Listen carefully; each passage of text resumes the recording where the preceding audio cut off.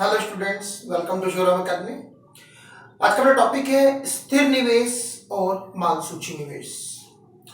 आज के टॉपिक को शुरू करने से पहले कहना चाहूंगा, यदि आप लोग मेरे चैनल के लिए नए हैं तो प्लीज चैनल को सब्सक्राइब कर दीजिए, साथ में जो बेल आइकन है उसे दबा दीजिए ताकि आप लोगों को मेरी आने वाली सभी वीडियो की नोटिफिकेशंस बिल्कुल टाइम पर मिलती रहे।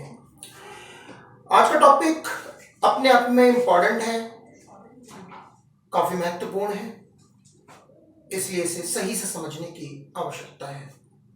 आइए शुरुआत करते हैं आज के वीडियो की, स्थिर निवेश और मालसूची निवेश। इससे पहले मैंने अपनी पिछली वीडियो में आप लोगों को निवेश के बारे में बताया था और कहा था निवेश पूंजी निर्माण की एक प्रक्रिया है, पूंजी को बढ़ाने की एक प्रक्रिया है, पूंजी के स्टॉक में वृद्धि करने की एक प्रक्रिया है। किसमें वृद्धि करने की? पूंजी में। यह बात आप मत भूलना। आज हमारे दो टॉपिक मैंने उठाए हैं, एक स्थिर निवेश और एक मालसूची निवेश। दोनों के बारे में एक एक करके सीखते हैं। आइए पहले बात करते हैं स्थिर निवेश की, जिसको समझना मुझे लगता है आज बहुत आसान होगा उन स्टूडेंट्स के लिए जिन्होंने मेरी पिछली वीडियो निवेश को देखा था। स्थिर निवेश एक लेखा वर्ष की अवधि में, अब यूं समझ लीजिए, एक लेखा वर्ष के दौरान, और आसान भाषा में कहूं तो एक वर्ष के दौरान जो उत्पादक होते हैं उनकी जो स्थिर परिसंपत्तियां होती हैं, स्थिर परिसंपत्तियां मैंने पहले भी कई बार आप लोगों को बताया है स्थिर परिसंपत्तियों के बारे में, जैसे कि मशीन, प्लांट इत्यादि।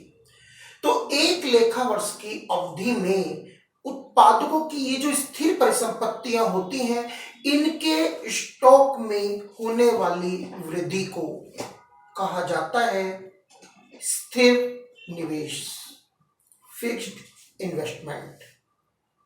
बिल्कुल आसान है, मतलब एक बात तो यह समझ गए कि निवेश बढ़ाना, पूंजी को बढ़ाना, स्थायी निवेश यहां पर स्थिर परिसंपत्ति रूपी पूंजी को बढ़ाना। ये मैंने आपको पिछली वीडियो में भी कहा था, क्योंकि ये मशीन, प्लांट इत्यादि ये उत्पादकों की स्थिर पूंजी है, ये उनकी पूंजीगत वस्तुएं हैं। तो जब उत्पादक अपनी इन पूंजी के स्टॉक में वृद्धि करते हैं तो इसे ही कहा जाता है स्थिर निवेश। मैं एक बार दोबारा एक एग्जांपल को जो मैंने पहले भी अपनी वीडियो में दिया था दोबारा दोहराना चाहूंगा। मान करके चलते हैं कि सर 2019 में एक उत्पादक के पास वर्ष के आरंभ में उसकी फर्म में 8 मशीनें थीं और उसी 2019 के अंत में उस फर्म में, उस उत्पादक के पास 20 मशीनों का स्टॉक था। तो जान सकते हैं आप यहां पर उसने अपने मशीनों के स्टॉक में कितने की वृद्धि की? 12 मशीनों की। यह उसका स्थिर निवेश है, क्योंकि यहां पर उसने अपना पूंजी का स्टॉक बढ़ाया, और किस पूंजी के रूप में? स्थिर पूंजी के रूप में। यह तो हुआ हमारा स्थिर निवेश। मैंने लिख भी दिया है यहां पर, एक लेखा वर्ष की अवधि में उत्पादकों की स्थिर परिसंपत्तियों के स्टॉक में वृद्धि को स्थिर निवेश कहते हैं। यह टॉपिक तो यहां पर स्थिर निवेश का बिल्कुल क्लियर हो जाता है। अब बात करते हैं मालसूची निवेश की, इन्वेंट्री इन्वेस्टमेंट। जो उत्पादक होते हैं उनके पास जो स्टॉक होते हैं, उस स्टॉक में क्या होता है? 3 बातें लिखी है मैंने। तैयार वस्तुएं, लेकिन बिना बिकी हुई, जो भी बिकी नहीं है, तैयार है। नंबर 2, अर्ध तैयार वस्तुएं।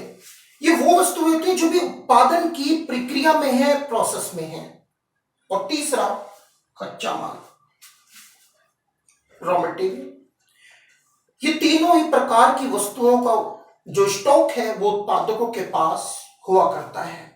ये होती है उत्पादकों की माल सूची।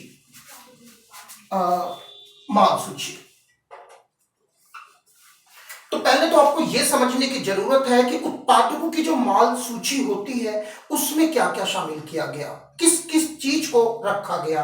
तैयार वस्तुएं नंबर 1, अर्ध तैयार वस्तुएं, दोबारा रिपीट करता हूं, वो वस्तुएं जो उत्पादन की प्रक्रिया में है, अभी चल रही हैं, बन रही हैं। और तीसरा कच्चा माल। अब बात उठती है माल सूची निवेश की। तरीके समझिए, जब भी मैं निवेश का एक आंसर बता रहा हूं, लगभग एक ही जैसे शब्दों का और अर्थों का इस्तेमाल कर रहा हूं। जरा माल सूची निवेश में भी ध्यान दीजिएगा। एक लेखा वर्ष के दौरान उत्पादकों के माल सूची स्टॉक में होने वाले परिवर्तन को या वृद्धि को कहा जाता है माल सूची निवेश। अगर आप थोड़ा सा ध्यान दें तो मैंने यह लिखा है, एक वर्ष के दौरान माल सूची स्टॉक में होने वाला परिवर्तन, वृद्धि, माल सूची निवेश कहलाता है। तो सोच करके भी देखिए, यहां पर जो मैंने स्थिर निवेश बताया, निवेश वहां भी था। क्या हुआ वहां पर? स्थिर परिसंपत्तियों के स्टॉक में वृद्धि हुई। यहां माल सूची निवेश, इसका मतलब यह हुआ कि यहां पर जो वृद्धि होगी निवेश के रूप में, वो माल सूची के स्टॉक में होगी, यानी कि तैयार वस्तुओं के, अर्ध तैयार वस्तुओं के और कच्चे माल के स्टॉक में परिवर्तन होगा, वृद्धि होगी। यह होता है उत्पादकों का माल सूची निवेश, इन्वेंट्री इन्वेस्टमेंट। और ठीक उसी तरह जैसे एक स्थिर निवेश की गणना मैंने भी थोड़ी देर पहले करनी सिखाई कि एक लेखा वर्ष के अंत में जो स्थिर परिसंपत्तियों का स्टॉक था, उसमें से हमने एक लेखा वर्ष के आरंभ में जो स्थिर परिसंपत्तियों का स्टॉक था, याद कीजिए जरा, मैंने जो 12 मशीनें आपको, 20 मशीनें मैंने आपको लास्ट में बताई थी उस लेखा वर्ष के अंत में, और शुरुआत में उस उत्पादक के पास 8 मशीनें बताई थी। तो स्थिर निवेश कितनी मशीनों का हुआ? 12 मशीनों का। ठीक उसी प्रकार अगर आपको माल सूची निवेश की गणना करनी हो तो एक लेखा वर्ष के अंत में माल सूची का स्टॉक और उसी लेखा वर्ष के आरंभ में जो माल सूची का स्टॉक है उसका अंतर। माल सूची निवेश एक लेखा वर्ष के अंत में माल सूची का स्टॉक जो अंत में है, माइनस एक लेखा वर्ष के आरंभ में माल सूची का स्टॉक, और ये आपके सामने निकलकर आएगा उस वर्ष में हुआ माल सूची निवेश। तो ये थे स्थिर निवेश और माल सूची निवेश के बारे में सामान्य सी जानकारियां। मुझे उम्मीद है आप लोगों को स्थिर निवेश और माल सूची निवेश के बारे में काफी जानकारी प्राप्त हो गई होगी। यदि आप लोगों को ये मेरी वीडियो पसंद आई हो तो प्लीज इसे लाइक कीजिए, शेयर कीजिए, चैनल को सब्सक्राइब कीजिए। धन्यवाद।